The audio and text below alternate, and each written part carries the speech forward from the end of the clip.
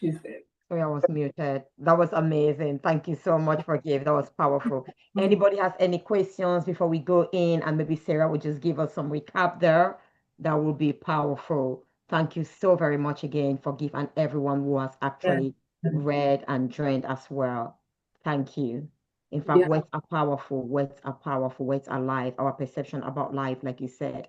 I'll just let anyone who has a question to then. Do you have any question? Anyone has any question? I think, Mo, if you have any question, please just ask. Don't feel like you can stop me while I'm talking. So we still on chapter 10, where it's rewriting your story, changing the narrative.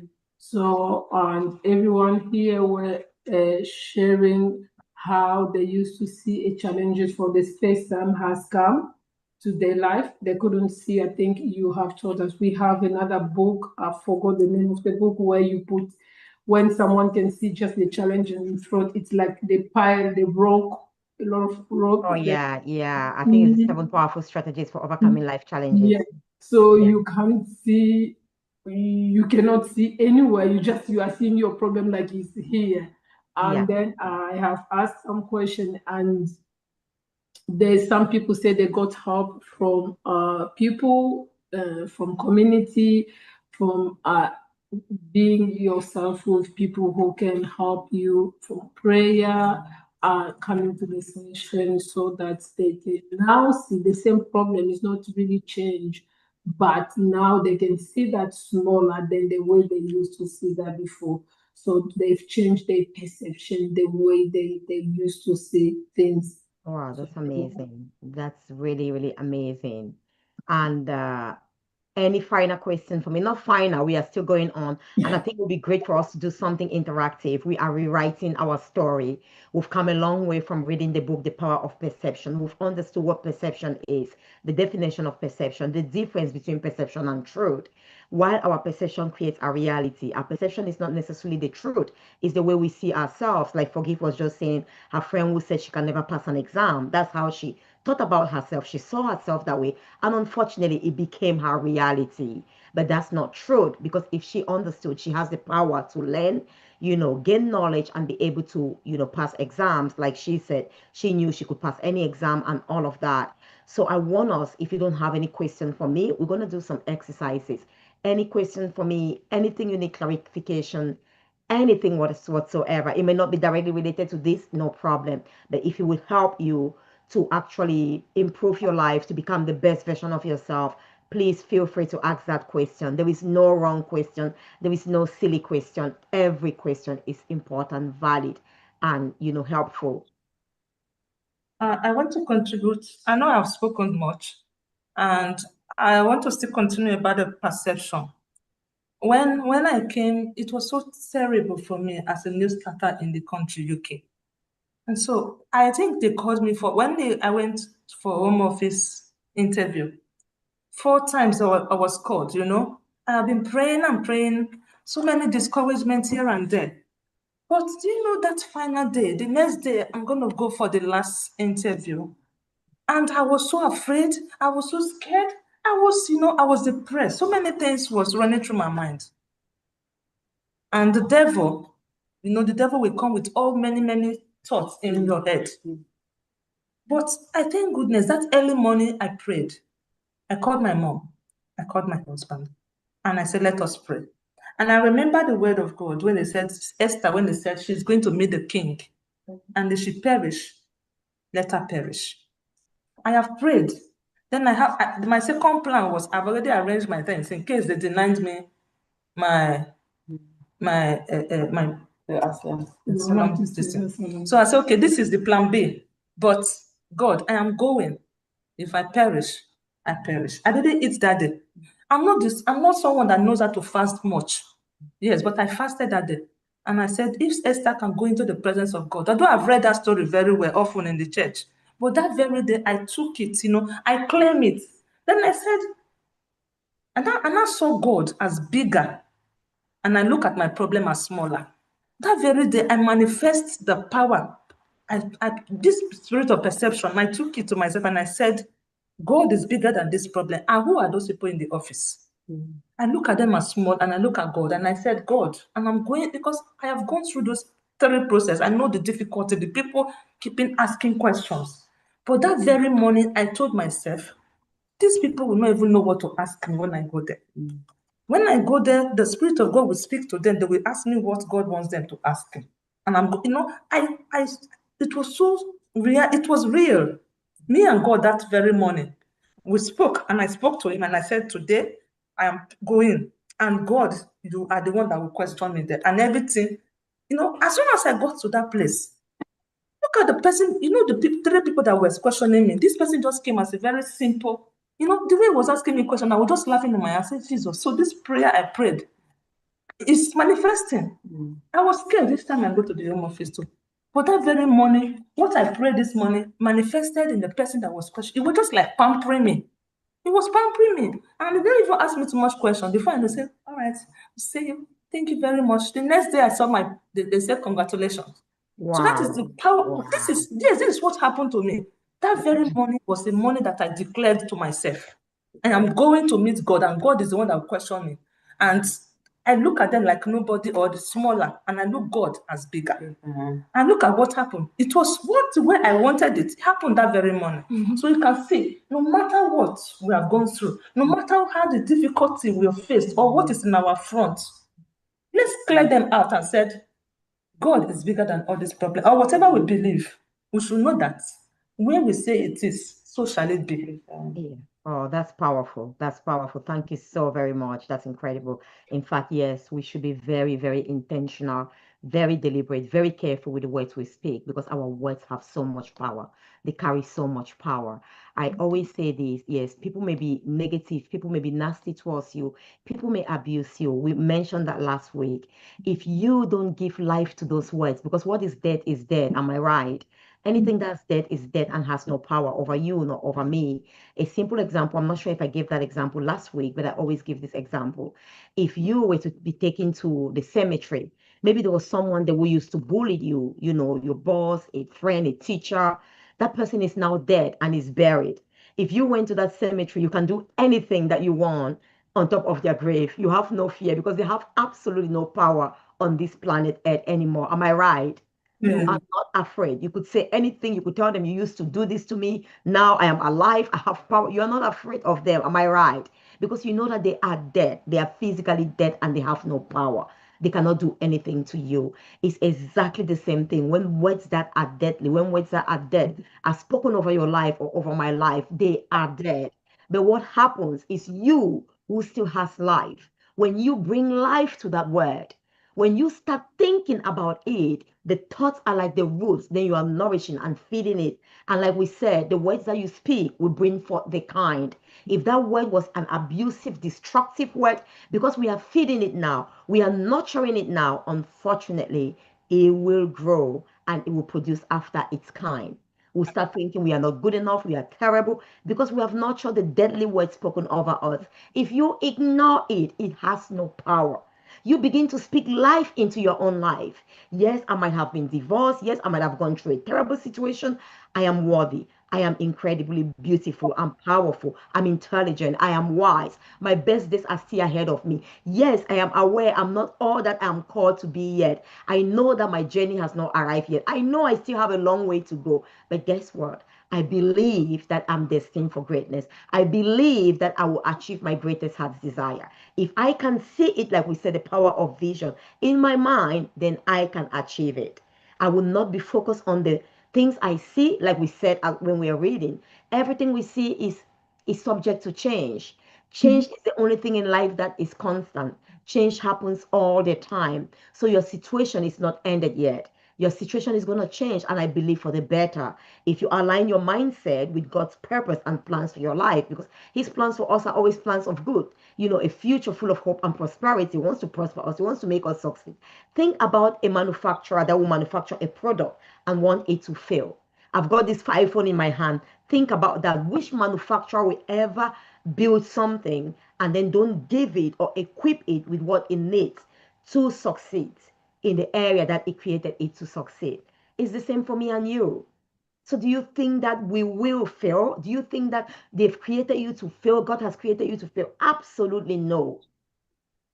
The days might not be yet, like that seed is not yet the fruit, but guess what? As much as you know that you're going to sow that seed in the season of sowing, you nurture and nourish it in the appointed season, the season of harvest, you will get the fruits that you are meant to get. So you have to understand you are good. There is nothing wrong with you. Okay. But season is important. The season, there is a season for everything. There's a season when oranges have to be sown, for example. If that season has passed, we still have that orange seed, and then it's now maybe winter or another season, which is not the season of sowing. Can you go sow that seed and expect to have the fruits? Can you? No. No. The seed has no problem. The soil has no problem. So for some of us, it's because we've not tuned yet into our season. We are not in the right environment as well. A great seed, excellent, no problem. In the wrong environment, what will happen? It will not sprout. Or imagine you plant a beautiful, healthy seed in a very fertile environment, and instead of nurturing it, watering it with water, you use petrol. All the deadly words are like that toxic, substance or toxins that will damage you. You cannot continue to stay in an environment that is toxic. It doesn't matter who that person is. A blind person cannot lead the blind. You need to be able to have sight to lead. So you can't tell me that, oh, I want to stay because they are my family. I want to stay there. We are not saying leave your family. We are not saying depart, but so you can be better, so you can be equipped, so you can learn how to see and you can lead them because you now see. There is no point staying there and their words are pulling you down. You've become so destructive. You've become damaged by those words, and then you keep staying with them. If you choose to take some time off and be amongst people who are like that water, who are like that nourishment to your soul, that will nourish your seed of greatness so you can sprout, then guess what? You will begin to sprout and you will start seeing yourself like they see you, and ultimately like your Father Creator sees you. And you will start speaking and having the same thoughts. Because as we think, Fortune said that earlier as well when she was reading, so we become. Our thoughts are so powerful. Our thoughts are so powerful, and the way we see life, the perception we have about life, will continue to think and interpret life that way. So I really want to invite you. I want you to pause for a moment and just ask yourself this question and reflect. Ask yourself this question. What words do I often speak to myself? We've got 24 hours in a day. I bet maybe you sleep for 6 hours or 6 hours and more. So let's assume, okay, let's say you sleep for 10 hours. We've got 24 hours. You've got 14 hours in a day. That's a lot of time. In those 14 hours, what kind of words first are you speaking to yourself? I will place a lot of emphasis on the words you speak to yourself because they have so much power. And then secondly, what kind of words are you listening to? What environment do you spend most of your day in? Within the 15 hours or 14 hours that you are, up, awake and alert, you are present, you are aware of what is happening, what words would you often speak to yourself? Will you put yourself down? Will you look at yourself as not worthy, as not good enough, as just maybe a Black woman, as just a woman, as just an unemployed, a migrant? I don't know. What words are you consistently speak life to yourself? I am beautiful. I'm destined for greatness. I am a success. I add value wherever I go. I am blessed beyond measure. I'm a blessing to my friends. I add value wherever I go. People are blessed and happy to be around me. I only uplift people. I don't tear people down. I don't put people down. What words do you speak to yourself most of the time? What words do you speak? Pause and be honest with yourself. There's no judgment, okay? We want to become aware so that we can rewrite our story. We can change, because if I'm always saying this to myself, my voice, my message becomes my story. That's the story I'm going to write. If my voice is always telling me negative or not good enough, you will write that story. We don't want to rewrite something that is contrary to who you truly are, to who you were uniquely created to be. What words do you speak to yourself? Let's go to the next. What words do you listen? Some people may not even speak to themselves. I've worked with incredible amount of individuals. They say they don't like spending time with themselves because their mind just run them crazy and all of that. So they are constantly with the crowd. They want to be with people. They think when they are isolated, they become lonely, they become anxious. When you are constantly with people, what words are they speaking to you? What words are you listening to? Is it words that degrade you or words that consistently put you up? Take the majority of your day, just reflect. Take one day, maybe look at the whole of this week, from Monday till today is Wednesday. The majority of these 2 to 3 days, what are you speaking to yourself? Are they life or death? There is no midway, there is no comma. What words are you listening to? The people speaking into your life, speaking to you, are they empowering you? Are they speaking words that will uplift you, that will encourage you, that will build you, or that will destroy you? Words that make you feel unworthy, invaluable. Words that make you feel like you are nobody, you are not, you are begging to belong. What words do you listen to? Write that down. And now, yes. Now, let's go to your thoughts. It's one thing to think and it's one thing to speak. Some of us may think and only end there. It's worse when we think and then we even speak it out. If you thought evil, you could lay your hands upon your mouth. It's when they become words that they become manifest in your physical realm and they start paving the way. Your thoughts are still far important because the thoughts will eventually become your words. But good enough, when we change it at the level of the thoughts, then we are guaranteed that everything that will come out, because out of the world of the depth of our hearts, our thoughts, we will speak. So at least we have so much opportunity to change at the level of our thoughts. For some of us, you may be thinking it, but you are not speaking it. I want you to go down deeper now. Some things that are still at a deeper level, if not controlled, if you're not aware of and become intentional how you manage them, they will be spilled out. They will come out as your words and it will determine your destiny. What thoughts are you harboring? What thoughts are you having in your mind? Whose thoughts? Is it what your ex thinks about you, what your friend thinks about you, what your sister, what your brother, what your mom, what your teacher? Whose thoughts are you harboring?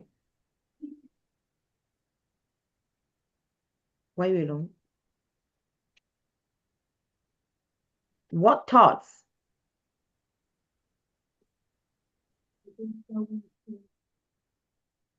Sorry.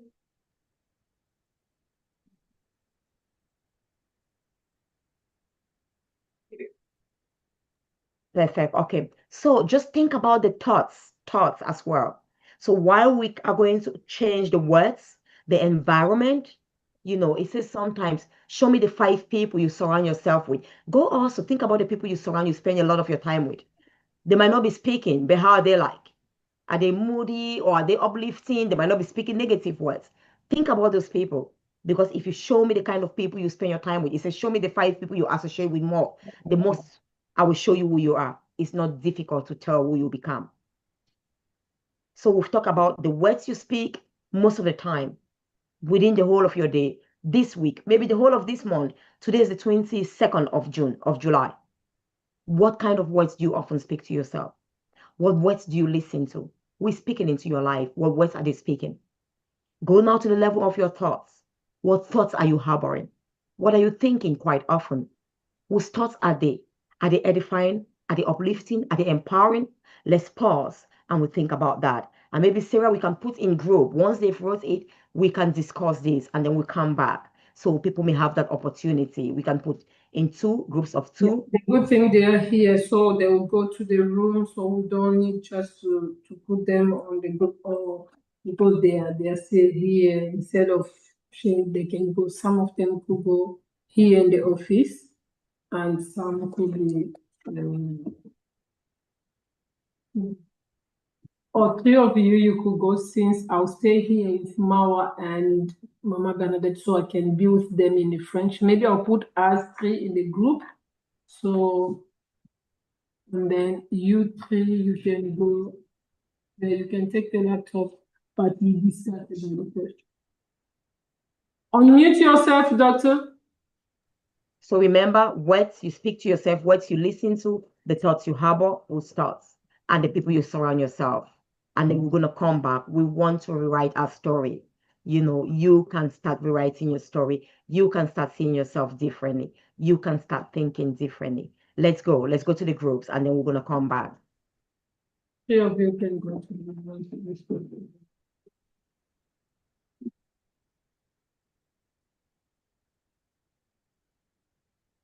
Okay, I'm not allowed to. I'll just put off so we can discuss here. I was about to. Yeah. I'll just Maybe you put. can mute yourself. Maybe you can mute yourself. I We can can mute discuss it. here. Yeah. Or if you want to stay here, that's fine. Let them discuss. That's fine. Oh You no, can we stay here. cannot mute. We can stay. That is why I said put us in the group, because me, I'll be with Mawa. As you said, we can stay here because you will speak in French. Yeah. Mawa, tu es là, non? Mawa. Mawa, tu as dormi?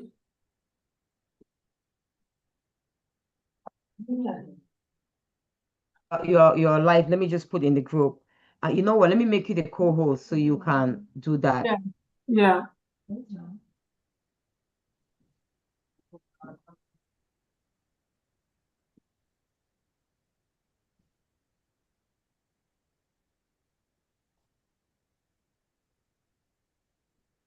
Yeah, I've made you the co-host. So you can just go to the groups now. Yeah. Yes.